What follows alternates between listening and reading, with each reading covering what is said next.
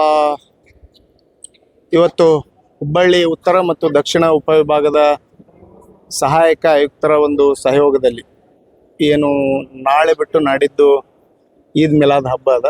ಆ ಹಬ್ಬದ ಪ್ರಯುಕ್ತ ಒಂದು ಶಾಂತಿ ಸೌಹಾರ್ದತೆ ಸಭೆಯನ್ನು ಇವತ್ತು ಪೊಲೀಸ್ ಕಮಿಷನರೇಟ್ನ ಈ ಉಪವಿಭಾಗಗಳ ಮೂಲಕ ಕರೆದಿದ್ದಾರೆ.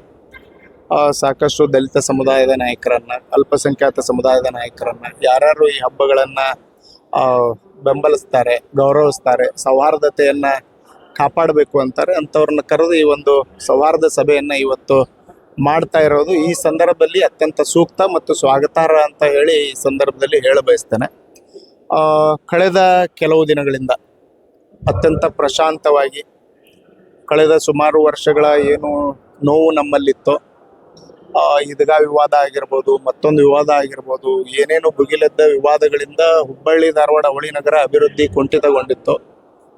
ಮತ್ತು ಅಭಿವೃದ್ಧಿಯ ನಿಟ್ಟಿನಲ್ಲಿ ಮತ್ತೆ ಮುಂದುವರಿತಾ ಇದೆ ಹುಬ್ಬಳ್ಳಿ ಧಾರವಾಡ ಅನ್ನುವಂಥ ಸಂದರ್ಭದಲ್ಲಿ ಮತ್ತೆ ಹಲವಾರು ಮತಾಂಧ ಶಕ್ತಿಗಳು ಈ ಒಂದು ಈದ್ ಮಿಲಾದ್ ಹಬ್ಬದ ಪೂರ್ವದಲ್ಲೇನೆ ಹಳೆ ಹುಬ್ಬಳ್ಳಿ ಭಾಗದ ಆಸ್ತಾರ್ ಓಣಿಯ ವಿಷಯವಾಗಿ ಅಲ್ಲಿ ಬಡವರ ಕಾಲನಿಗೆ, ಜನತಾ ಕಾಲನಿಗೆ ಮಹಾನಗರ ಪಾಲಿಕೆ ಏನು ಕಾನೂನುಬದ್ಧವಾಗಿ ರಸ್ತೆಯನ್ನು ನಿರ್ಮಾಣ ಮಾಡಿದೆ, ಆ ರಸ್ತೆ ನಿರ್ಮಾಣದ ಕೆಳಗೆ ಪುಷ್ಕರಣಿ ಅದ ಅನ್ನುವಂಥ ಒಂದು ನಾಗಪುರದ AI ವಿಡಿಯೋವನ್ನು ಸೃಷ್ಟಿ ಮಾಡೋದರ ಮೂಲಕ ಅಲ್ಪಸಂಖ್ಯಾತ ಸಮುದಾಯವನ್ನು ಗುರಿಯಾಗಿಸಿಕೊಂಡು ಇವತ್ತು ದುರುದ್ದೇಶಪೂರ್ವಕವಾಗಿ ಸುಳ್ಳು ಸುದ್ದಿಯನ್ನು ಹಬ್ಬಿಸುವಂಥ ಷಡ್ಯಂತ್ರವನ್ನು ಮಾಡಿ ಸಮಾಜದ ಶಾಂತಿಯನ್ನು ಕದಡುವಂಥ ಕೆಲಸ ಮಾಡ್ತಾ ಇದ್ದಾರೆ.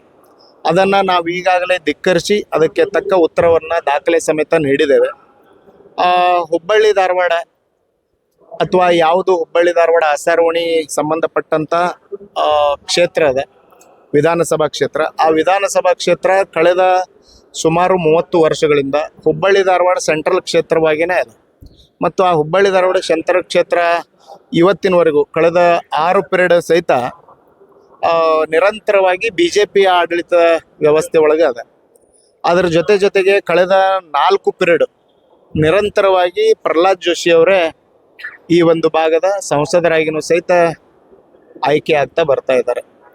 ಇಷ್ಟು ದಿನಗಳ ಒಂದು ಅವ್ರಿಗೆ ರಾಜಕೀಯ ಇತಿಹಾಸ ಇದ್ದಾಗಿನೂ ಸಹಿತ ಈ ಕೆಲವೇ ದಿನಗಳ ಹಿಂದೆ ಇಲ್ಲಿ ಪುಷ್ಕರಣಿ ಹೆಂಗೆ ಹುಟ್ಟಿತು ಅನ್ನುವಂಥದ್ದು ಅವ್ರಿಗೆ ಹೆಂಗೆ ಕನಸು ಬಿತ್ತೋ, ಏನು ನಾಗಪುರ ಒಳಗೆ ಈ ಒಂದು AI ಚಿತ್ರಣ ರೆಡಿ ಮಾಡಿದ್ರು, ಇಲ್ಲ ಉತ್ತರ ಪ್ರದೇಶದೊಳಗೆ ಈ AI ಚಿತ್ರಣ ರೆಡಿ ಮಾಡಿದ್ರು, ಬಹುಶಃ ಅವ್ರಿಗೆ ಯಾವುದು ಚುನಾವಣೆಯ ಗೆಲುವಿಗೆ ಅಥವಾ ಮುಂದೆ ಜನರ ಮುಂದೆ ಹೋಗಾಕ ಬಹುಶಃ ಮುಖ ಇಲ್ಲ ಅವರಿಗೆ.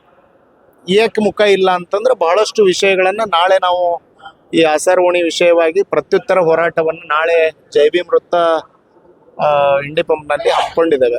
ಆ ಸಂದರ್ಭದಲ್ಲಿ ನಾವು ಉಳಿದ ವಿಷಯಗಳನ್ನು ಪ್ರಸ್ತಾಪ ಮಾಡ ಬಯಸ್ತೇನೆ. ರಾಮ ಮಂದಿರದ ಹುಂಡಿ ಕದ್ದಂಥ ಆರೋಪ ಅದ.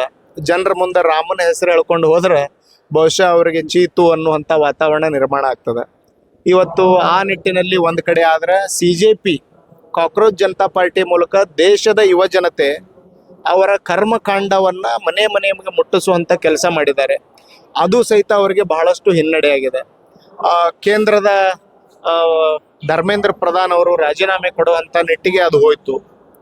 ಇಷ್ಟೆಲ್ಲ ವಿಚಾರಗಳು ಇದ್ದಾಗಲೂ ಸಹಿತ ಯಾವುದೋ ಮೂಲೆ ಒಳಗೆ ಷಡ್ಯಂತ್ರವನ್ನು ಮಾಡಿ, ಮತ್ತೊಂದು ಕುತಂತ್ರವನ್ನು ಮಾಡಿ, AI ಚಿತ್ರಣದ ಏನು ಧರ್ಮಸ್ಥಳಕ್ಕೆ AI ಚಿತ್ರದ ಮೂಲಕ ಧರ್ಮಸ್ಥಳವನ್ನು ಬಿಂಬ ಮಾಡಿ ಸಾವಿರಾರು ಹೆಣಗಳದಾವು ಅನ್ನುವಂಥ ಸೃಷ್ಟಿ ಮಾಡಿದ್ದೇ ಈ ಹಿಂದೂ ಸಂಘಟನೆಗಳವರು. ಅಲ್ಲಿ ಉತ್ತರ SIT ಮೂಲಕ ಸಿಕ್ಕ್ಯದ, ಅಲ್ಲೂ ಫೇಲ್ ಆಗಿದ್ದಾರೆ. ಇವತ್ತು ಇಲ್ಲಿನೂ ಸಹಿತ AI ಚಿತ್ರಣದ ವಿಡಿಯೋವನ್ನು ರಚನೆ ಮಾಡಿದ್ದಾರೆ. ಆ ವಿಡಿಯೋಕ್ಕೆ ತಕ್ಕ ಉತ್ತರ ಬಹುಶಃ ಅವರಿಗೆ ಕೆಲವೇ ದಿನಗಳಲ್ಲಿ ಸಿಗ್ತದ ಅನ್ನುವಂಥ ಮಾತನ್ನು ಈ ಸಂದರ್ಭದೊಳಗೆ ಹೇಳ ಬಯಸ್ತೇನೆ. ನಾನು ಎಲ್ಲಿಂದನೋ ಓಡಿ ಬಂದು ಅಥವಾ ಅಲ್ಲಿಂದ ನನಗೆ ದುಡ್ಯಾಕಲ್ಲಿ ಅವಕಾಶ ಇಲ್ಲ ಅಂತ ಹುಬ್ಬಳ್ಳಿಗೆ ಬಂದು ನೆಲೆಸ್ತಾ ಇರುವಂಥವನಲ್ಲ. ನಾನು ಇಲ್ಲೇ ಹುಟ್ಟಿದವನು, ಇಲ್ಲೇ ಬೆಳೆದವನು. ಆಸಾರ ಓಣಿಯ ಸುತ್ತಮುತ್ತಲ ಪ್ರದೇಶದೊಳಗೆ ದಿನನಿತ್ಯ ಆಟ ಆಡಿ ಬೆಳೆದಂಥವ್ರು ನಾವು. ಅಲ್ಲೇ ವ್ಯಾಸಂಗವನ್ನು ಮಾಡಿ ಬೆಳೆದಂಥವ್ರು. ಅಲ್ಲಿ ಏನಿತ್ತು ಏನಿಲ್ಲ ಅನ್ನುವಂಥದ್ದು ನನಗೆ ಪ್ರಹ್ಲಾದ್ ಜೋಶಿ ಅವ್ರಿಗಿಂತ ಜಾಸ್ತಿ ಗೊತ್ತದ, BJP ಅವ್ರಿಗಿಂತ ಜಾಸ್ತಿ ಗೊತ್ತದ.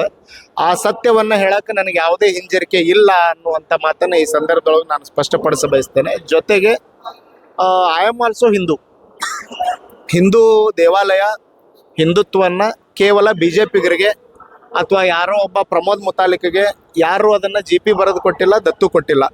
ಸೊ ಈ ನಿಟ್ಟಿನಲ್ಲಿ ಅವರು ಹಿಂದುತ್ವವನ್ನು ಇಟ್ಟುಕೊಂಡು ಇಂತಹ ಷಡ್ಯಂತ್ರವನ್ನ ಮಾಡೋಕೆ ಮುಂದಾದ್ರೆ ಅವರಿಗೆ ತಕ್ಕ ಪ್ರತ್ಯುತ್ತರವನ್ನ ನಾವು ಅತಿ ಶೀಘ್ರದಲ್ಲಿ ಕೊಡ್ತೇವೆ ಅನ್ನುವಂಥ ಮಾತನ್ನ ಈ ಸಂದರ್ಭದೊಳಗೆ ನಾವು ಹೇಳ ಬಯಸ್ತೇವೆ.